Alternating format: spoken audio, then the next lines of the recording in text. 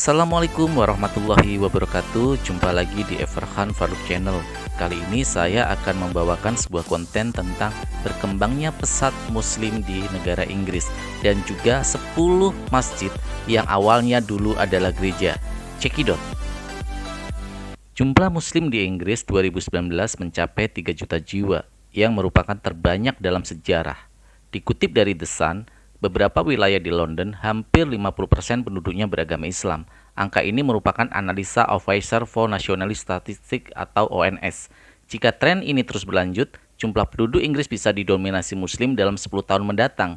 Dalam data yang dirilis ONS untuk 2018-2019, pada Desember 2019 sebanyak 3.194.791 muslim tinggal di Inggris. Sekitar sepertiga dari jumlah tersebut berusia kurang dari 16 tahun. Artinya, muslim akan terus berkembang ke depannya karena didominasi oleh generasi muda. Nah, inilah para Ivan Villa, 10 daftar masjid yang dulu awalnya adalah sebuah gereja yang dijual pada komunitas muslim karena muslim semakin berkembang sehingga membutuhkan tempat yang luas. Silakan saksikan 10 masjid yang awalnya dulu adalah gereja.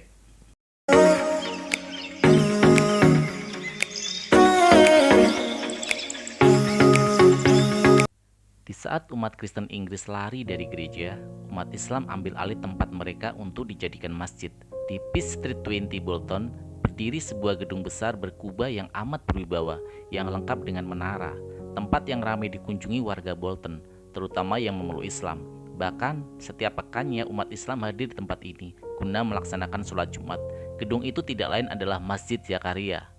Sejarah berdirinya masjid, kala itu antara 1965 hingga 1967, umat Islam Bolton dan Blackburn belum memiliki tempat permanen untuk melaksanakan sholat. Untuk melakukan sholat Jumat saja mereka melaksanakannya di The Aspinall, sebuah diskotik dan tempat dansa yang digunakan di malam hari. Sedang siang di hari Jumat tempat dibersihkan para relawan guna dijadikan sebagai tempat melaksanakan sholat Jumat. Karena jumlah jamaah bertambah, maka diperlukan tempat besar yang permanen, dan dimulailah pencarian bangunan yang bisa digunakan sebagai masjid sekaligus Islamic Center. Pada tahun 1967, ada penawaran pembelian gedung bekas komunitas Metodis yang terpaksa dijual. Dengan dana sebesar 2.750 pound sterling dari komunitas muslim lokal, akhirnya bangunan itu menjadi milik umat Islam. Bangunan itulah yang kini disebut Masjid Zakaria. Dengan biaya renovasi mencapai 3 juta pound sterling, maka sekarang berdirilah sebuah masjid dari bekas gereja. Masjid tersebut bisa menampung 3.000 jamaah. Sampai saat ini masjid selalu penuh saat-saat memasuki waktu sholat, dan jumlah pertumbuhan umat Islam sangat tinggi di daerah sekitar masjid tersebut. Rata-rata ada 1.200 setiap tahun yang mengucapkan syahadat di masjid tersebut.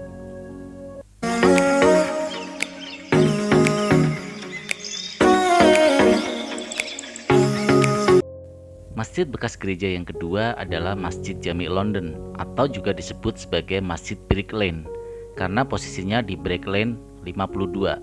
Bangunan berdinding bata merah itu merupakan masjid terbesar di London yang mampu menampung 4.000 jamaah.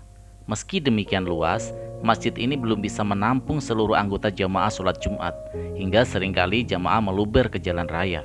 Anggota jamaah merupakan keturunan Bangladesh, Turki, dan warga asli London. Masjid ini memiliki sejarah yang sangat unik dan panjang. Awalnya bangunan yang didirikan sejak tahun 1743 ini adalah gereja Protestan, dibangun oleh komunitas Huguenot atau para pemeluk Protestan yang lari dari Prancis untuk menghindari kekejaman penganut Katolik. Akan tetapi karena jamaahnya menurun, maka gereja ini dijual.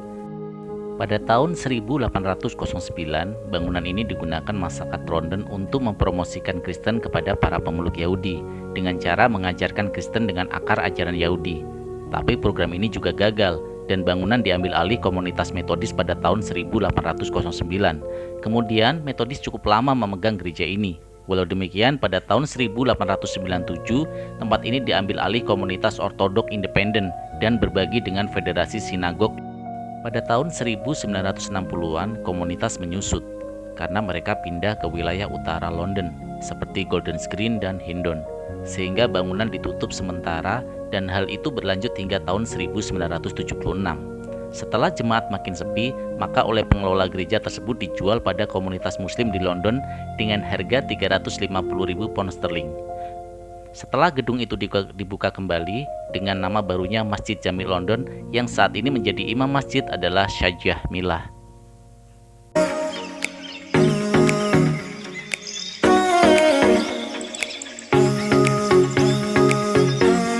Masjid yang ketiga adalah Masjid Tisbury. Adalah sebuah masjid yang terletak di Barat Tisbury, Manchester, Inggris. Bangunan Masjid Tisbury aslinya merupakan bangunan gereja Albert Park Methodist Chapel yang dibangun pada 1883. Namun kemudian ditutup tahun 1962 karena sepi jamaah. Bangunan gereja tersebut dibeli oleh komunitas Arab Syria yang tinggal di sana tahun 1967. Bangunan bekas gereja tersebut terdiri dari dua bangunan besar. Bangunan pertama dipakai sebagai masjid dan perpustakaan, sedang bangunan kedua difungsikan sebagai ruang sholat khusus jemaat wanita. Secara keseluruhan, masjid ini mampu menampung 1.000 jemaah sekaligus. Masjid ini juga menyiarkan azan setiap sholat. Setiap sholat Jumat, masjid ini selalu penuh bahkan meluber ke jalan-jalan di sekitarnya. Dan yang bertanggung jawab sebagai imam dan khatib hingga kini adalah Syekh Salim Asy-Syaikh.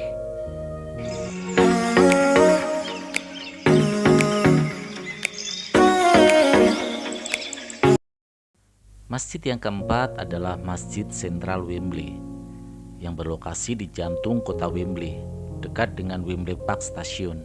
Dulunya merupakan sebuah gereja St. Andrew Presbyterian.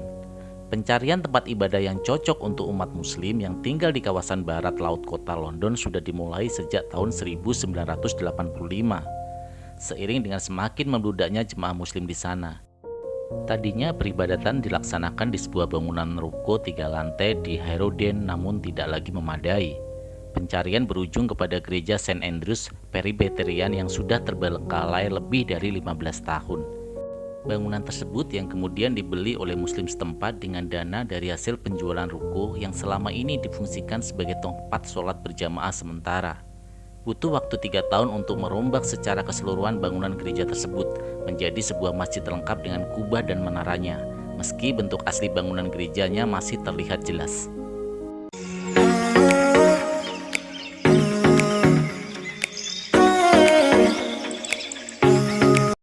Masjid yang kelima adalah Masjid Kliteru. Masjid Kliteru dulunya adalah gereja Metodis yang sudah cukup lama tidak digunakan lagi, dan setelah melalui perjuangan panjang di tahun 2006, muslim setempat mendapatkan izin penuh untuk menggunakan gedung tersebut sebagai masjid bagi muslim setempat, dengan catatan harus menyediakan tempat yang dapat digunakan untuk aktivitas lintas agama di dalam komplek masjid tersebut. Bangunan gereja Metodis tersebut awalnya dibangun tahun 1884, namun di tahun 1972 gereja tersebut menutup layanan jemaatnya dan digabungkan dengan The English Presbyterian Church menjadi The United Reformed Church.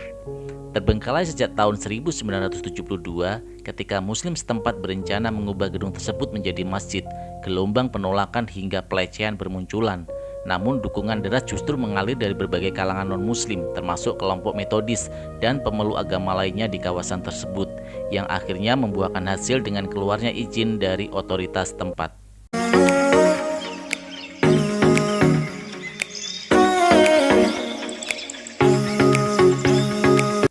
Masjid yang keenam adalah Masjid Jami Al-Madinah yang berlokasi di Oldham. Masjid Al-Madinah di Oldham dulunya merupakan gereja Trinity Wesleyan Methodist yang sepi jamaah. Gereja tersebut sempat berubah menjadi pabrik pakaian sampai kemudian di tahun 1994 gedung tersebut dibeli oleh komunitas muslim setempat seharga 65.000 pound dan diubah menjadi masjid. Pada awalnya tempat ini hanya difungsikan sebagai sekolah Islam dan tidak diizinkan untuk digunakan sebagai masjid karena mendapat pertentangan dari warga masyarakat setempat. Penggunaannya pun dibatasi dengan jam kerja.